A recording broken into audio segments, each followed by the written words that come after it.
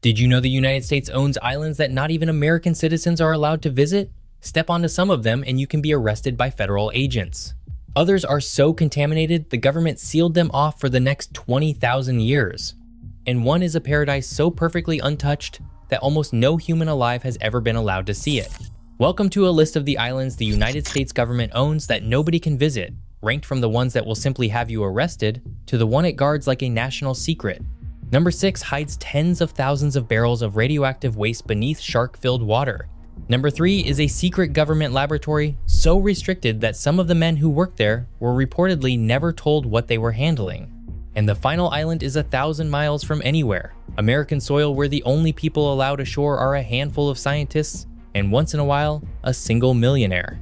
But let's start with number 1, a small Caribbean island where the real danger isn't the cliffs or the sea, it's what the United States military left buried in the ground.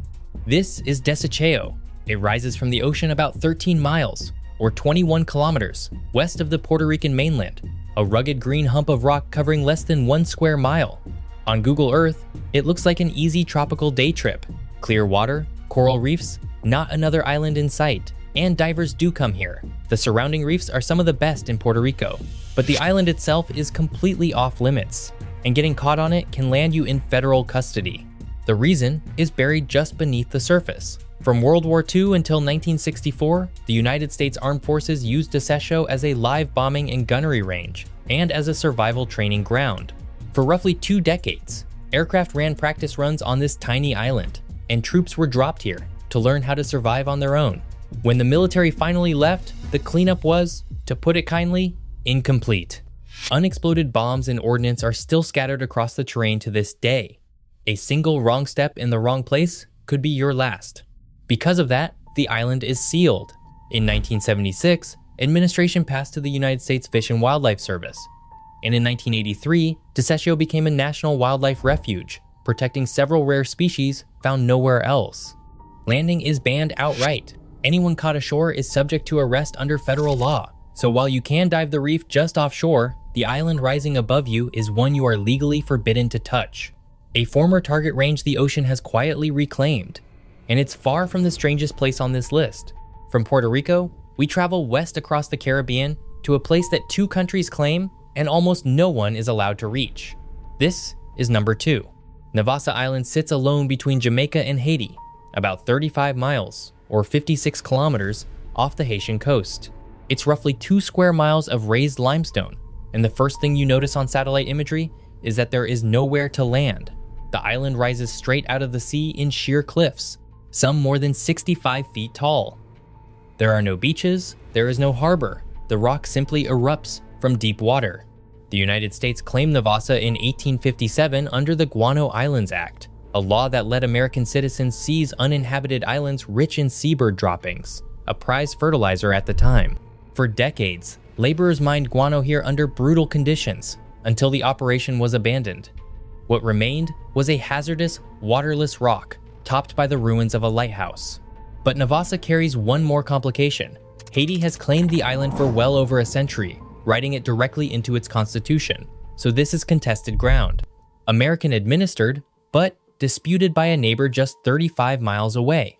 Today, Navassa is a national wildlife refuge, and it is closed to the public entirely. There are no visitor services, no tours, and no easy way to even get onto the cliffs. Access is granted only rarely, for scientific work, and even then, it's described as extremely hazardous.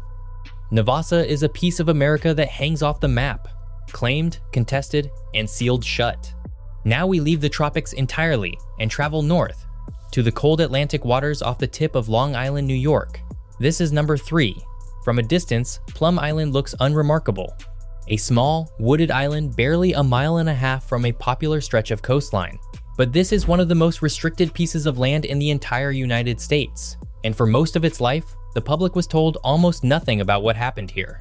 Plum Island is home to a federal animal disease research center.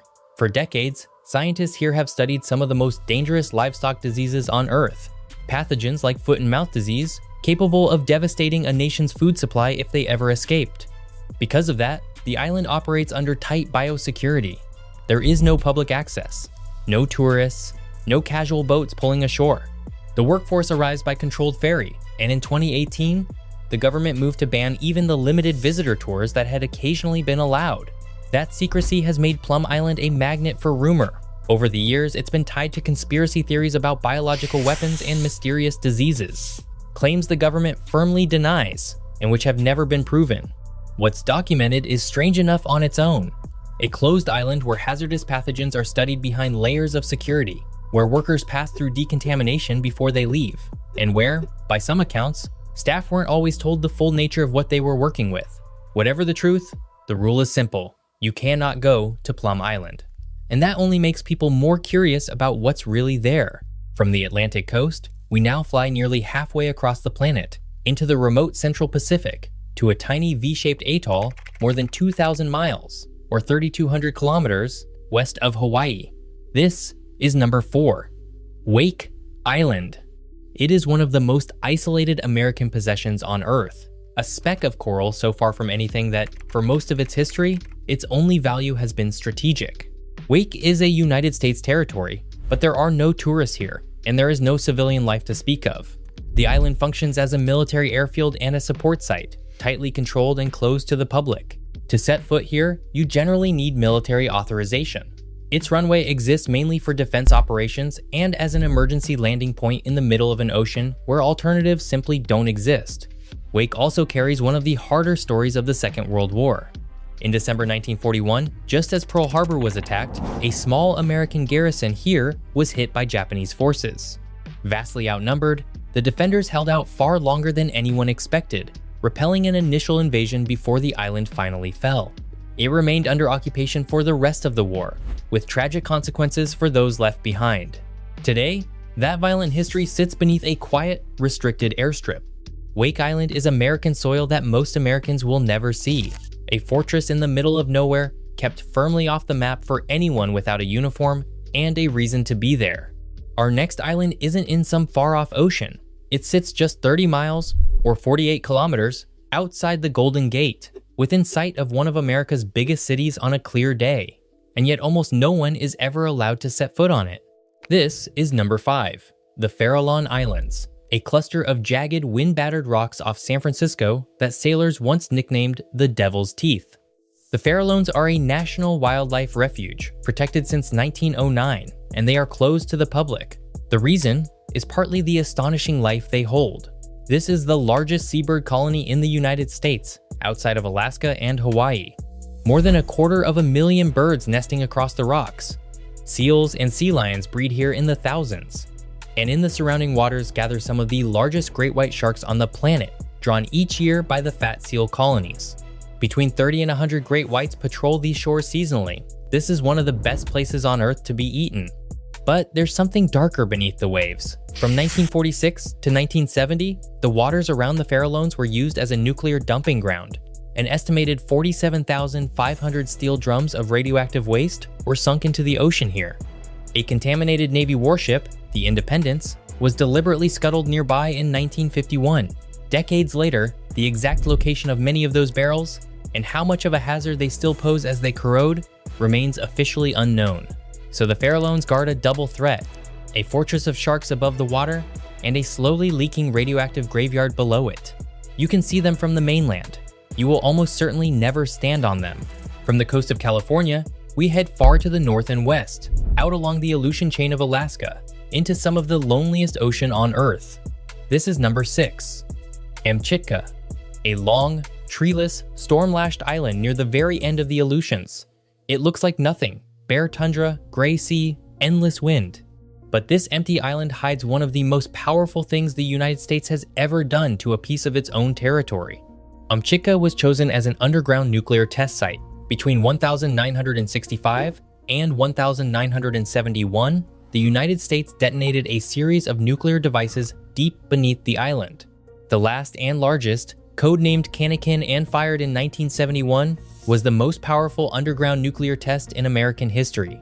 A blast so enormous it lifted the ground and reshaped the landscape above it.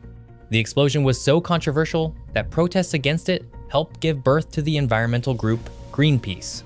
What the test left behind is the reason Amchitka is off limits. Radioactive material sits buried in the rock beneath the island, and there are long-standing concerns about contamination slowly leaking into the surrounding waters. One of the richest marine environments in the world. The site is monitored for exactly this reason. Amchitka today is part of a protected wildlife refuge, closed and remote, its danger invisible. There's no fence you'd notice, no obvious wreckage. Just a quiet Alaskan island with several nuclear detonations sealed beneath it, and a clock ticking on how long the rock will hold them. And as strange as that is, the next island may be the most contaminated place on this entire list. We return to the open Pacific now, to a place that was poisoned in almost every way a place can be. This is number 7. Johnston Atoll lies roughly 750 miles, or 1,300 kilometers, southwest of Hawaii. A tiny ring of coral, barely a square mile in size. So small and flat it's easy to miss on a map. For a natural island this remote, you'd expect it to be pristine. Instead, for decades, it was one of the most heavily used weapon sites on the planet. It began with the bomb. From 1958 to 1975, Johnston was a nuclear test site. In 1962, during a series of high-altitude nuclear tests, several launches failed catastrophically. Rockets carrying nuclear devices were destroyed on or above the atoll, scattering plutonium across the island and into the lagoon. Contamination that lingered for decades, but the nuclear program was only the beginning. Starting in the 1970s, Johnston became a storage site for some of the deadliest chemicals ever manufactured. Around 1.8 million gallons of the herbicide, Agent Orange, were stored and later destroyed here. The atoll also held a significant share of the entire United States chemical weapons stockpile, nerve agents, and mustard gas, sealed in aging containers that sometimes leaked. To get rid of it all, the military built a specialized incinerator on the island, and, from 1993 to 2000, burned the chemical weapons stockpile to nothing. Today, the fires are out and the weapons are gone. Johnston Atoll has been reborn as a national wildlife refuge, and seabirds have returned to nest by the hundreds of thousands on the same coral that once held nerve gas, but it remains closed. Access requires special authorization from the United States Air Force and a federal permit, granted only for management and science. Johnston is a paradise, built on a poisoned foundation. Proof of just how much a single square mile of American soil can be made to endure. For our final island, we travel to the exact opposite of Johnston Atoll. Not a poisoned wasteland, but the single most pristine place left in this part of the world. And, incredibly, one that almost no human being is ever allowed to see. This is Palmyra Atoll. It sits roughly 1,000 miles, or 1,600 kilometers, south of Hawaii, almost exactly halfway to American Samoa, in the middle of an ocean so empty that its nearest continental neighbor is over 3,000 miles away. Palmyra is a ring of coral and forest, around 4 square miles of land scattered across some 50 tiny islets, none of them rising more than about 6 feet above the sea. It sits in a band of the Pacific where the trade winds of both hemispheres collide, drenching the atoll in an astonishing 175 inches of rain a year. That endless rain feeds a lush, dripping rainforest home to millions of nesting seabirds. And here is what makes Palmyra almost unique on Earth. Its ecosystem is still whole. The reefs are dominated by sharks and top predators, the way the ocean was before humans arrived. An inverted, thriving world that scientists describe as a living window into the past.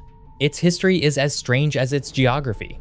First recorded in 1798, named after a ship that wrecked on its reefs in 1802, it was claimed for the Kingdom of Hawaii in 1862 and absorbed by the United States when it annexed Hawaii in 1898. A single family, the Fullard Leos, bought the atoll in 1922 for $15,000. Then came the war. After Pearl Harbor, the Navy seized Palmyra, poured in over 6,000 servicemen, blasted channels through the reef, and built a runway and causeways across the islets. The family had to fight the government all the way to the Supreme Court in 1947 to win their paradise back. And then, in the year 2000, they sold it. Not to a developer, but to the Nature Conservancy, to be protected forever. That decision is why you will almost certainly never go. Palmyra is now a national wildlife refuge, managed jointly with the United States Fish and Wildlife Service as a pure scientific reserve.